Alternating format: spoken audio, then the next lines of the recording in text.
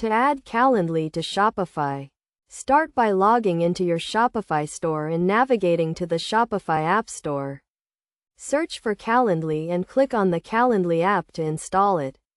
Once installed, click on the Calendly app from your Shopify admin panel to configure the settings. You will be prompted to connect your Calendly account to Shopify. Click on Connect Calendly and enter your Calendly login credentials to authenticate the connection.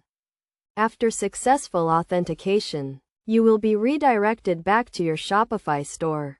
To add a Calendly booking link to your Shopify store, navigate to the Online Store section and click on Pages.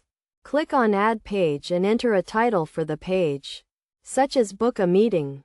In the Page Content section, click on the Add Calendar button and select Calendly. Choose the type of event you want to create and customize the event settings as needed. To embed Calendly on a product page, navigate to the Products section and click on the product where you want to add the Calendly link. In the Product Description section, click on the Add Calendar button and select Calendly. Choose the type of event you want to create and customize the event settings as needed.